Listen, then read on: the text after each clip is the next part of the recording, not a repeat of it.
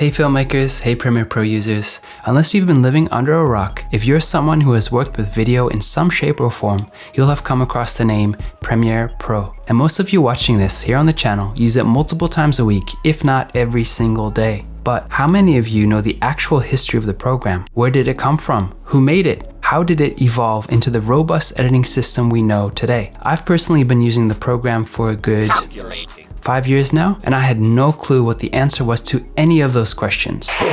I have so many questions! But you're in luck. I did some reading, I did some searching, I did some researching, and I've put together a little history from its conception right up until now. So without further ado, I present to you the history of Premiere Pro.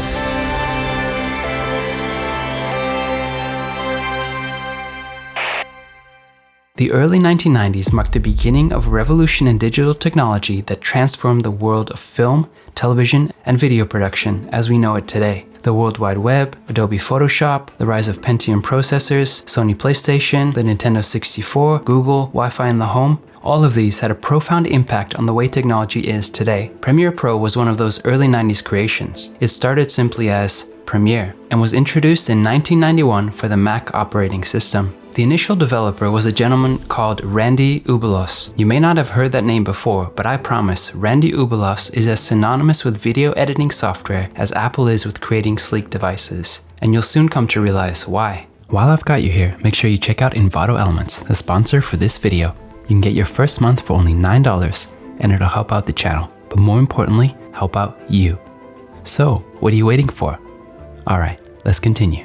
Premiere actually began its life as a working demo of a QuickTime editor called Realtime. Hardware companies were pushing technology and were attempting to create a low-cost digital video recording card that could work together with QuickTime to get digitized video into Mac computers. The pioneer of this was the company SuperMac, where Randy was working as an engineer, and they succeeded in being one of the very first to build this digital video recording card. The company needed a program that could show off the recording card's capabilities, so Randy created a demo program in about 10 weeks' time. Realtime was still in beta phase when it was acquired by Adobe in August of 1991 and was christened with the name Premiere. But that's not all. This is going to blow your mind. It was rebranded and released for Mac in December of that same year, and version 1 shipped with a whopping 24 transition effects. And here it is. Are you ready for it? Premiere was limited to a resolution of 1024 pixels with a maximum frame rate of 10 FPS. Hold up. I know what you're thinking. You're thinking, Dom, are you saying that the first release of Premiere Pro was limited to 10 frames per second? Yes, that is exactly what I'm saying. If you were to open up a clip in Premiere 1.0 and you played it back, you would get to see something like this. I guess we know where the 1990s got its retro look from. But you know what? That's not the point. If we look only at its technical specs, we miss the entire reason of why this little piece of software was so groundbreaking, so amazing for its time. Premiere was absolutely revolutionary. It was one of the first computer-based nonlinear editing systems. Why is this significant? Before nonlinear editing, the main method of cutting up a project was very different. Editors had to scrub through footage, literally winding and rewinding their reels to find the clip they wanted. Anything that was shot on film could be cut up, but videotapes were a whole nother story, and you also couldn't just jump between scenes easily. If you wanted to find a scene at the end of the movie, you had to wind your way through the whole thing. Sounds tedious, doesn't it? Not only that, but these traditional video editing systems were comprised of expensive hardware. All of a sudden, instead of a traditional video editing system that required lots of expensive hardware, Premiere was software only, which was huge. And it could be run on an affordable computer. With Premiere, users could place clips on the timeline, add effects, transitions, and a soundtrack. These are the basis of what Premiere Pro is today, and just like that, it made the art of visual storytelling much more accessible to anyone who wanted to learn. Premiere was not just a piece of software, it was the virtual representation of a door, an opening, an invitation to take part in visual storytelling.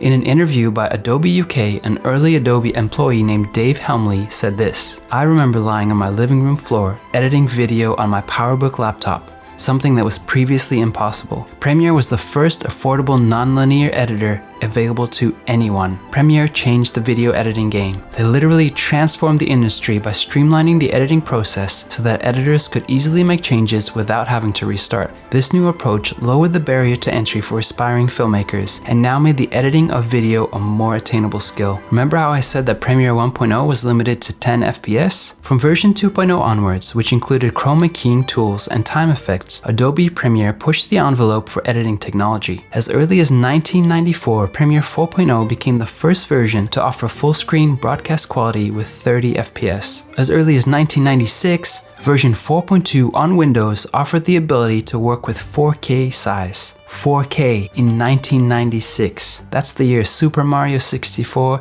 Crash Bandicoot, and Pokemon Red, Green, and Blue came out.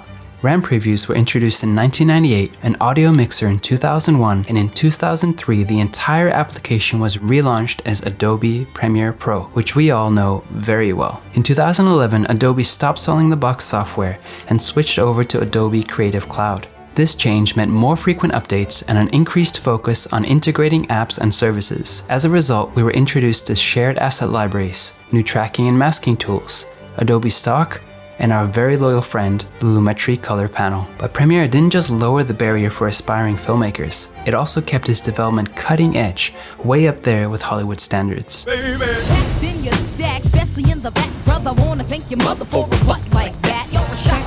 I got the gig for Deadpool, I talked to a lot of people in the industry. Being older has its benefits in that you know a lot of people, and one of the people I ask questions to is David Fincher.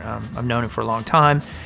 And I was talking about what he thought was the best editorial package to use. Coincidentally, he had just finished using Adobe Premiere to cut Gone Girl, and David saying what a good experience he had led me to say, well, you know, I want to do that too. You know, one of the biggest things for us when we heard about what the new Premiere could do was its interoperability with Adobe After Effects.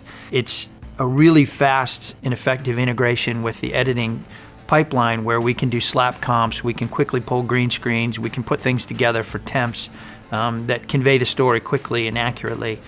And, you know, rather than going to another package and then having to re-import it, and then if you need to change, you have to go back and you have to, it just seems so much more streamlined to have it all integrated where you just have, in our place, it's literally the editor can just open the door and yell down the hall, hey, that comp, you know, I need it. Can you run it again because we changed some elements, and can you redo something? And it's a really interactive process for us. Here's another instance where a filmmaker decided to use Premiere Pro for their film.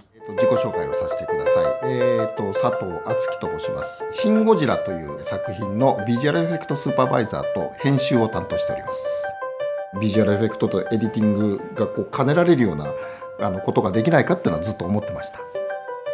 メインのカメラでいわゆるノーマルのアレクサ、スペシャルエフェクトの撮影にレッドのカメラが使われています。それから監督たちがみんなで撮っている iPhone の映像も、使ってます。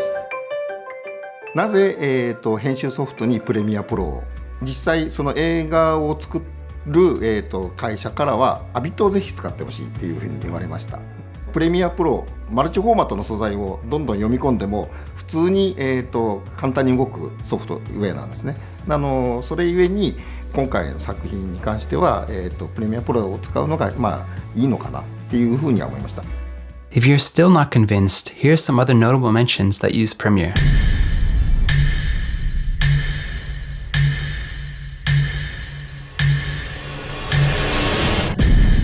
What's your name, boy?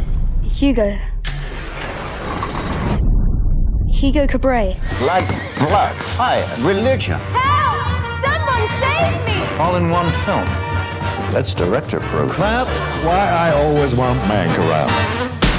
I'm asking you as the leader of your department. What did Holden say that so offended the city? We need to stay focused. If you're distracted... I have some things to deal with at home. Hail Caesar is a prestige picture with one of the biggest stars in the world, Baird Whitlock. A truth we could see if we had, but... If we had... Faith! Cut! Well, I don't know about you, but those are some pretty epic features and shows. I especially like Hugo, which is a film that has a lovely little segment where it pays homage to the father of film, George Méliès. Oh, and hey, remember Randy Ubillos? In 1995, a Macromedia board member approached Ubillos with a plan to develop a new video program. It was dubbed Macromedia Final Cut and took 3 whole years to develop. It was demonstrated at the NAB show in April 1998, where it was seen by none other than Steve Jobs, who subsequently bought up its source code and development team. A year later, in April 1999, it was released by Apple under the name Final Cut Pro. Ubillos also worked on Aperture and iMovie, and he was the architect of the redesign of the program, which came out as Final Cut Pro X. And there you have it. We now know the creator of Premiere Pro, how it came about, and how it has evolved into what it is today, 31 years later. And I don't know about you, but I'm feeling super inspired to create. Well, that's it for this little dive into Premiere's history. I hope you feel inspired. I hope you learned something. And as Josh always says, thanks so much for watching, guys. And as always, remember to keep it chill.